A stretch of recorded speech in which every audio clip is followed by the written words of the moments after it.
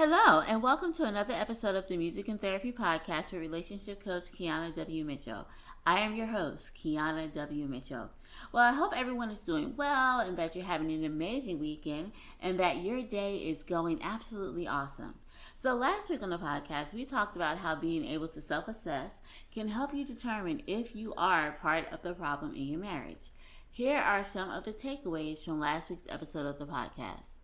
Number one, being able to self-assess can help you be more open to changing your behavior. And this is because you're able to see what you're doing, how it's affecting your marriage in a negative way, and you're able to change.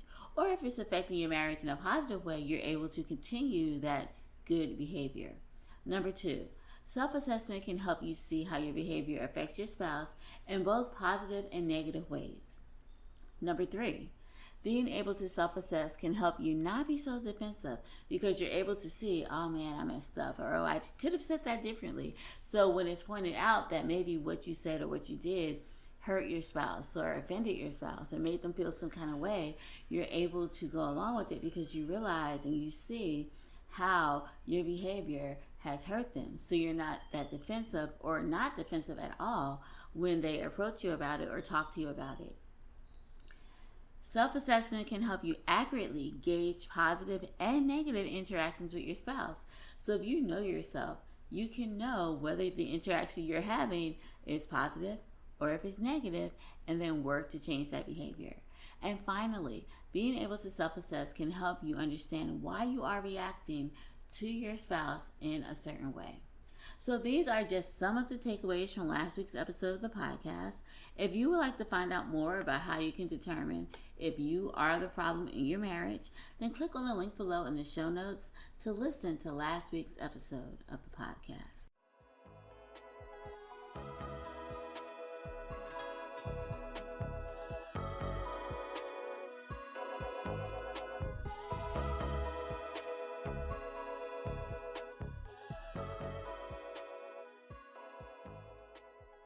Today on the podcast, we're going to talk about whether it's possible to make your spouse love you again or not. Now, the reason I wanted to bring this topic up because I am in this Facebook group and it talks about people who want to work in their marriages and support each other as they work through their marriages. And I joined this Facebook group because I wanted to see what kind of questions people were asking, what issues they were dealing with, so that I could kind of have an idea of what to talk about on the podcast, what issues to address, because I know if a lot of these people are having the same issues over and over, it's not just them, because this group has thousands and thousands of people in it. It's pretty much a lot of us. So I wanted to do some market research, so I joined the group. And so you can see me sometimes at home just reading the posts and seeing what they're saying. And surprisingly enough, a lot of people are asking the exact same question.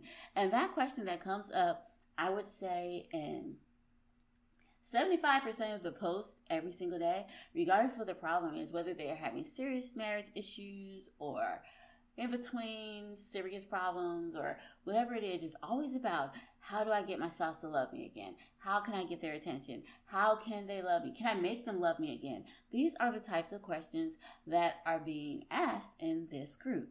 And so I wanted to address it because if this is 70% of the questions that are being asked, then I know a lot of people are dealing with this. And I'm even going to go as far as to say a lot of people are dealing with this. As you guys may or may not know, I am a huge reality TV fan. And so one of the TV shows that I watch, and let me just say first off, I do not get any money for talking about this show. I am not endorsing this show at all. I'm just bringing it up because it's a good example of some of the things people may be going through. So it's this reality TV show that I watch called The Family Chantel. And it's about this lady who married this guy. He's from a different country. I think he's from Dominican Republic. And it was a spinoff of the 90 Day Fiancé series. And if you guys know about that, great. If not, okay, it's just not important. I just brought it up. So in the last season, like the first season, they weren't doing good in their marriage. Second season, they were doing really good in their marriage. They were working things out. Third season, I was feeling good for them. I was like, they're going to get it. They're going to do this. They're going to make it work. Fourth season, it's like everything's gone downhill.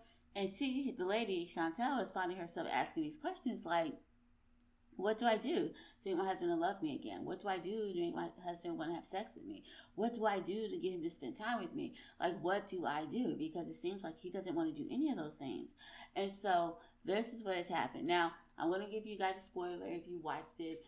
It's already out that they are going to divorce. But it doesn't always have to be that way. Even if you are not spending time with your spouse and you want to know, how do I get them to love me? It doesn't always have to end in divorce. So what I wanted to talk about, some things that you can do to fall in love with your spouse again and maybe help them fall in love with you. Now, let me just start off by saying this, okay? You cannot ever make somebody love you. Either they love you or they don't. You cannot make them love you. But what you can do is change some things, because most of the time it's not that they don't love you. Certain things are going on, certain situations, certain things that you're doing, certain things that they're doing. These things are happening, which makes them feel less attracted to you because of what is going on. So it may not even be the fact that they don't love you. It might be the fact that because of everything that's going on, whether it has something to do with something inside the marriage or outside of the marriage, it is truly affecting your relationship. And a lot of the times it's not you that they don't like, it's what is going on, or all the extra chaos and things that are going on. So we're going to talk about that today. So if you are interested, if you first are in this situation and you're interested in reconnecting with your spouse, here are some things that you can do. Now, this goes for people who want to reconnect and are struggling in their marriage right now. Maybe they feel like their spouse is not paying attention to them. Their spouse doesn't want to spend time with them. Maybe you feel like their spouse doesn't love them. This is for you. Now, if you are at the point where you're like, we're good right now, but I think we need to work on some things because I see how things are starting to go and I don't like the trajectory of where we're going, this is for you. If your marriage is amazing, this is still for you, because this is something that we can do continually all the time so that we can keep our marriages from getting to this point. All right, so are you ready to hear some things that you can do? Great. We're going to talk about it right now. So when it comes to relationships, there's always attraction that goes on. And I know you hear people say all the time, like, work on yourself, work on yourself, work on yourself. And it's like, how do I work on myself? Well, here are some ways to work on yourself. Now, from someone who has had issues in her marriage and have gone through a lot of things, let me just be the first to tell you, the worst way to fix your marriage is by focusing on your marriage. Yes, I said it. That is the absolute worst way to fix it. Why? Because when you're working on your marriage, coming from a perspective of, I'm working on my marriage, I need to fix my marriage, then you're not thinking about anything else. You have a one-track mind, which is fix, fix, fix. And so when you're thinking of fixing it, you're not thinking of anything else except, oh, do I need to do more of this? Do I need to call him more? Do I need to call her more? Should I talk to them more? Should I try to make them have dates with me? Should I try to do this? Should I try to get them to do this? Maybe I should try this. You're just going down a rabbit hole of all the things that you can try to fix a problem. But the problem with this method is that you are not trying to see what is going on around that may have contributed to this problem. So the best way to fix your marriage and the best way to do things to fall in love with your spouse again and help them fall in love with you again. Because remember, I said you can't make them fall in love with you or love you again. But what you can do are some things that will kind of help them to fall back in love with you. Because here's the thing. If they were in love with you once, you guys want to fall in love with you one time. So you can absolutely do it again. But we got to think about what you were doing back then. And you have to think about it in a way of, you're not doing it to save your marriage. You are doing this for you. Because one thing that happens when your marriage is falling apart and when you're trying to fix it and it's been bad for a long time, a lot of things happen. The first thing that can happen is you start to have or develop a low self-esteem. Because think about it, like, you're thinking, why won't my spouse spend time with me?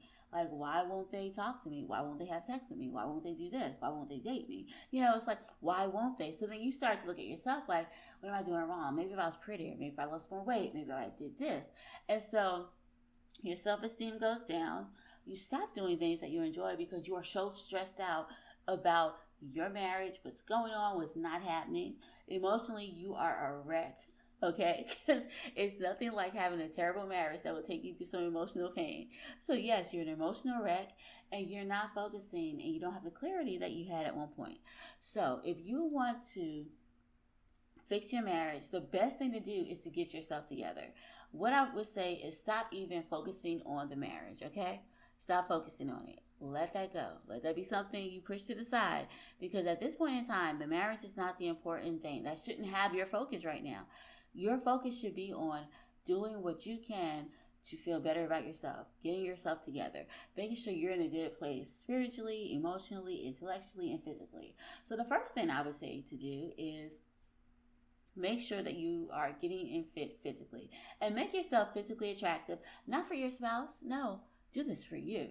So if you know that way back in the day, or you used to like to wear heels, go buy some heels. If you used to like to dress a certain way, do that. If you see that maybe for health reasons you need to eat better, change your diet, go to the gym, exercise, then go do that. And I would say everyone should go to the gym, even if you can't walk, do something, exercise, because exercise is a way to help you feel better.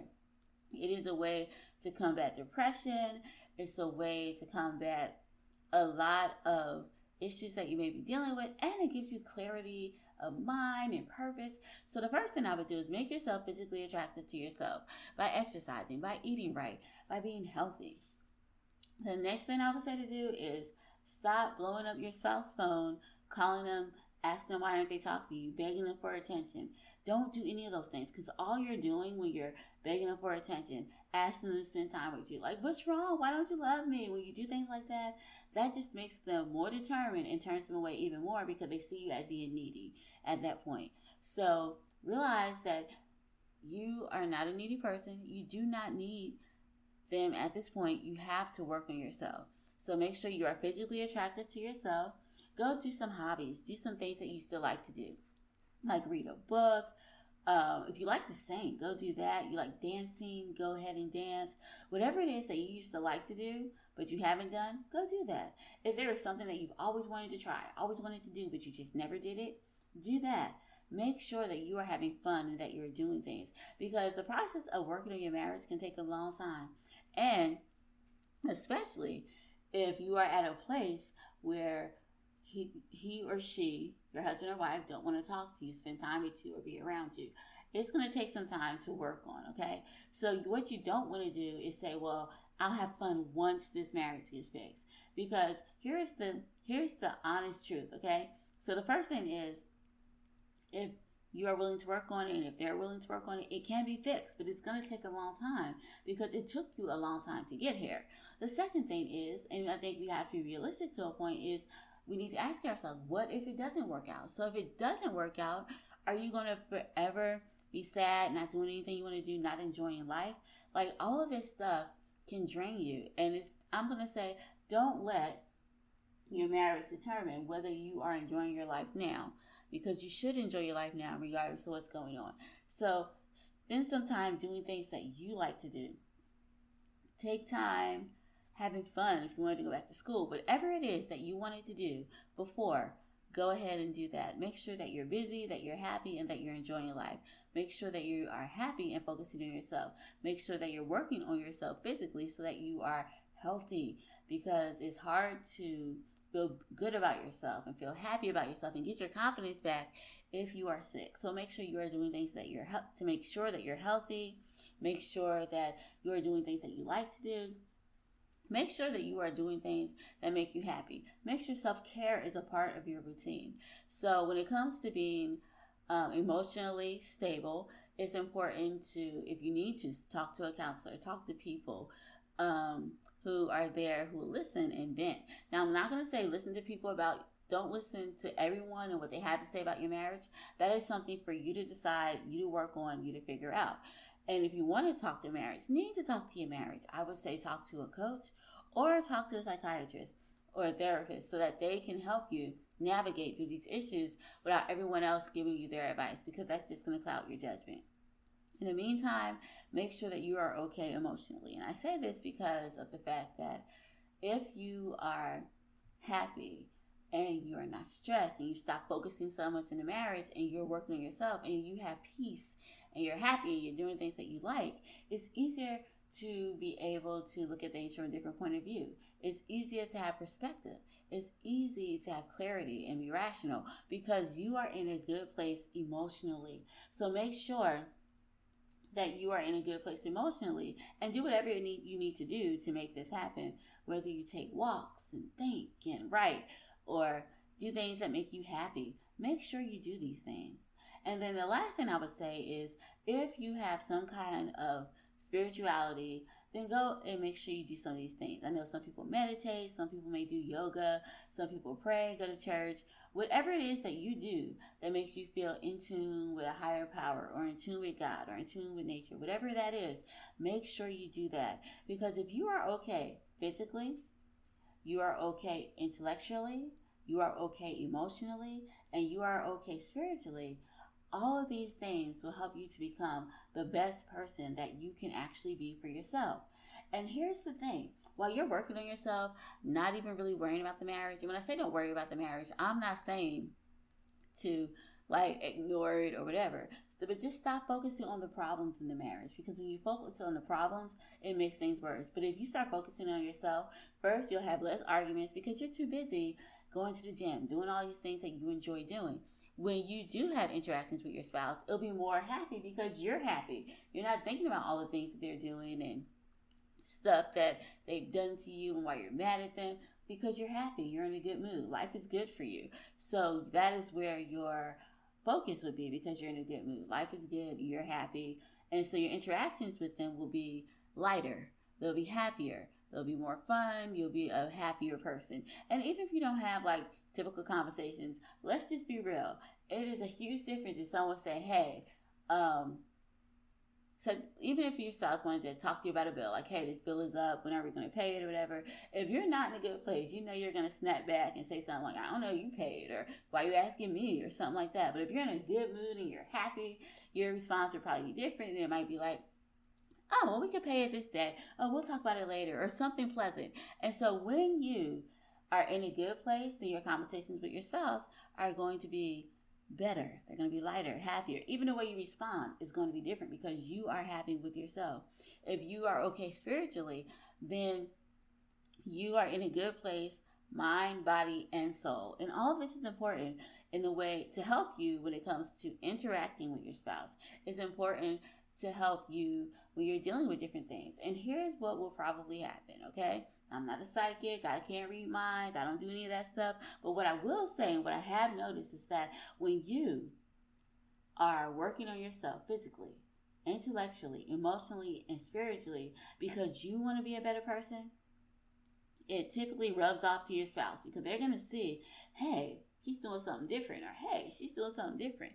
Normally they would do this, but now they're doing this. And so, of course, they're going to be like, okay, what are they doing different? And they're going to become more interested in what you're in you because they see that you're changing. They're going to become more attracted to you because you're exercising, you're looking better, you're doing things that make you happy. And one thing I can always say, whenever you can always tell when someone's happy, right? Because it makes them look so beautiful and so attractive. When you are in a good place, when you're happy, you are an attractive person. And I'm not saying that everyone has to look a certain way or whatever. However you look, you are attractive. So do what you need to do to make you feel better about yourself and do things that make you more attractive. So it doesn't matter about your weight, your size, anything like that. Just do what makes you feel attractive. The reason I do bring up exercising and diet and everything, because I know when you're exercising, it can also help you with your mood. And it also helps you feel good about yourself because you start to see some results, like maybe dropping a few pounds, or even if you don't want to drop pounds and don't need to. It's just the fact that you're exercising, the cardio, and it makes you feel better about yourself, gives you more energy, makes you more fun. It just does something for you. Exercise will do a lot to help you. So that's why I say make sure that as you work to restore your marriage, do these 4 things. Make sure you're physically attractive, intellectually attractive. When I say intellectually attractive, that just means that you're reading, you're doing things, and you're an interesting person to talk to. Emotionally attractive, where you're in control of your emotions and your emotions are not controlling you. Spiritually attractive, where you have some kind of clarity and you know where you're going, some clarity in some direction. By doing all of these things, you will become more attractive to your spouse. Now, I'm not going to sit here and say, I promise you, I guarantee your spouse will love you again, because I can't promise or guarantee anything at that rate. But what I can say, that it is scientifically proven that most of the time, typically, usually, that is what happens. Your spouse becomes more attracted to you because you are doing things for yourself. You're loving yourself more. And when you love yourself, then you are automatically more attractive because you are projecting how you are feeling. Now, I remember reading a story. It was a while ago. It was okay. So it's like this lady was at a singles conference, and there was a whole bunch of guys there, and they were saying how the author, he wrote it something like this is a lady. She was pretty. She was attractive, but the thing was, according to what we think is attractive, some of us might have not been, thought she was attractive, because the author says she was a little bigger, she was bigger built. But the thing about her is that when she walked into the room, all the guys just looked at her and they were attracted to her immediately because she had confidence, and she was attractive because she had confidence in herself. She was emotionally healthy, and she had so much confidence and self-love, and so they couldn't help but be attracted to her. And I think that's what you need to do right now. And I say this because instead of worrying about the problems in your marriage, that would just take you down emotionally, physically, spiritually, every way possibly. It will take you down if you just focus on the problems in your marriage. But when you focus on you and how you want to have fun and what you want to do, then you become more attractive by default. Like, that's just how it is. And think about it. Like, you've had these issues in your marriage for a long time. And each year, you are not getting younger. You are getting older. So what sense does it make for you to go about doing it the way you used to, focusing on the issues, focusing on the problems, starting arguments, or engaging in them? Don't you want to be happy? And we can't say, well, I'll be happy when my marriage gets right, because it could get right, but that may take some years. And so you spent years being unhappy, or it may not get right, and it may not even end well for you, but then you still spent years being unhappy. So the best thing to do, I would say, is to work on yourself, do things that make you happy, do things that make you feel good, physically, spiritually, emotionally, intellectually, and make sure that you're in a good place and that you are enjoying life. Make sure you're living life to the fullest. And by doing this, your spouse will become more attracted to you.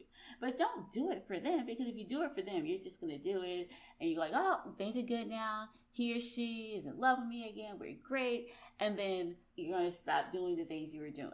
And here's the thing. If you make this a lifestyle, if this is something that you do all the time and you're doing it for you, you have a better chance of sustaining what you're doing. Because when you do things for you and it's a lifestyle, you're doing it because you're doing it for yourself. Now, the byproduct of that is that your spouse, it has the potential to help your spouse fall in love with you again. The byproduct of you feeling good about yourself is that it has the potential of helping your spouse to see you in a different way and become more attracted to you, because you're changing, doing things differently, and they see you as more attractive. That's a byproduct, okay? That's a bonus. That's a plus. But don't do it for that. Do it for you, because you have been depressed too long. You've been crying about this too long. You have been trying to make this work for too long. So it's time to let it go and work on yourself. Do something fun. So today, think about some fun things that you want to do. Think about something that you love to do, that you want to do, that you haven't done in a long time. Just think about these things. And remember that broken hearts are going to mend, okay? So if your heart has been broken, it's going to get better. It's going to get well, okay? You're going to not even think about the issues that you've been through. But you have to focus on yourself and make sure that you are okay, and that you're not focusing on the problems in your relationship or in your marriage. Now, these are just 4 things you can do now to begin the process of falling in love with who you are and starting your life over again. And as a bonus and as a byproduct, your spouse may become attracted to you again.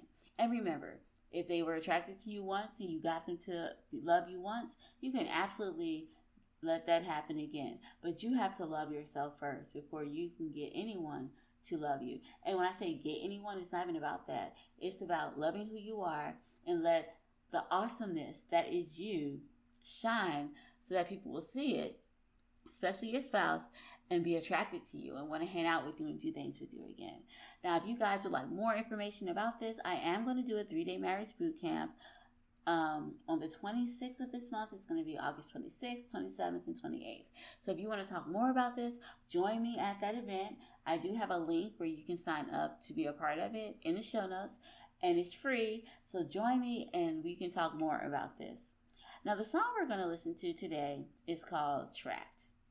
And this song is about a woman who's feeling trapped in her marriage. And I picked it because I know that sometimes when you are not in a good place, you do feel trapped because you're like, should I leave? Should I stay? Should I go? You don't know what to do. But here's what I want to tell you. Today, you can stop being trapped and start working on yourself to make things better. But here's the song, Trapped. And as you listen to the song, think about how you don't have to be trapped anymore and how you can move forward in your life and have fun and be happy, and how there is a way for your spouse to love you again. So here's the song, Trapped.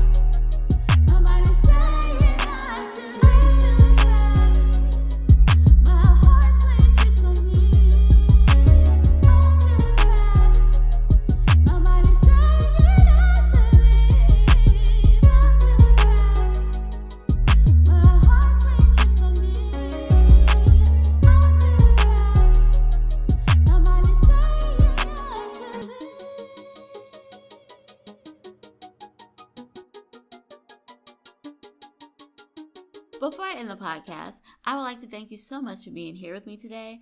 I absolutely love hanging out with you each week, and it's always a pleasure to spend time with you. If you love the podcast as much as I love spending time with you, I encourage you to share this week's episode with a friend or family member and make sure that you like and follow the podcast wherever you listen to podcasts. I will also love it if you will leave a review for the podcast so you can let me know how much you are enjoying the show. Because I am so thankful to you guys, I am going to be giving away a free gift. I understand that being married can be difficult and stressful at times. So if you are looking for a way to stop arguing and resolve issues in your marriage, then click the link below in the show notes to download your free PDF about how to solve problems in your marriage. If you would like to contact me, feel free to contact me on social media by clicking the links in the show notes, and I promise you that I will respond to your message. Well, I think that's all for now. So until next week, have an amazing day and a wonderful weekend. Bye-bye.